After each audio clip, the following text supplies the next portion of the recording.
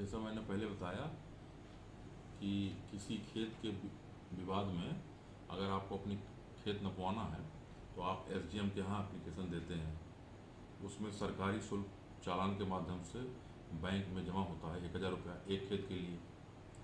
तो जब पैमाइश का आदेश हो जाता है तो लेखपाल कानूगो ये जाते हैं मौके पर, और मौके पर जाने के पहले दोनों पक्षों को जिनका अगल बगल खेत है या जिनसे विवाद है उनको एक नोटिस देते हैं कि दिनांक कितने को पैमाइश होनी है और सभी पक्ष वहाँ उपस्थित रहेंगे।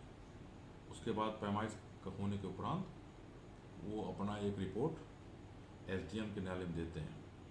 यहाँ ये ध्यान रखने वाली बात है, कोई पत्थर नहीं गाड़ा जाएगा, कोई हदबंदी वहाँ तब तक पूरी नहीं मानी जाएगी जब तक न्यायालय से एसडीएम के आदेश न हो जाए।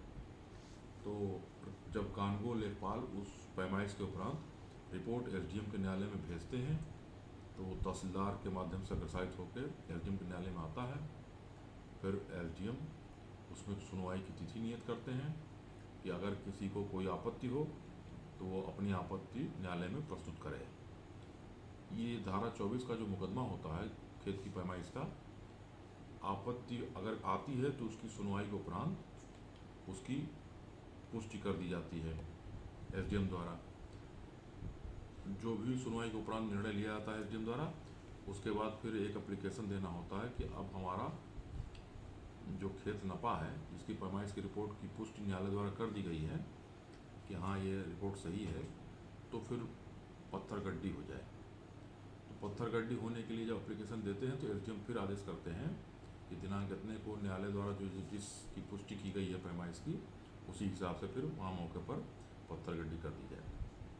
अब यहाँ ध्यान देने वाली बात यह है कि पत्थर गड्डी जब हो जाती है तो पैमाइश पूरी हो जाती है, लेकिन अगर कोई आदमी पत्थर उखाड़ेगा या असंतुष्ट रहेगा, बवाल करेगा, तो उसके खिलाफ मुकदमा भी होगा, जुर्माना भी लगाया जाएगा और वो जेल जाने के लिए भी बाध्य होगा। इस प्रकार कभी भी न्यायालय कोई अगर आदेश कर दे और न्यायालय के आदेश से आप क्षुब्ध हैं तो अपना एप्लीकेशन भले न्यायालय में दें, लेकिन मौके पर किसी तरह का डिस्टर्बेंस या पत्थर उखाड़ने की कोई कार्रवाई न कराएं। अगर ऐसा होता है तो फिर जेल जाने के लिए भी तैयार रहना चाहिए।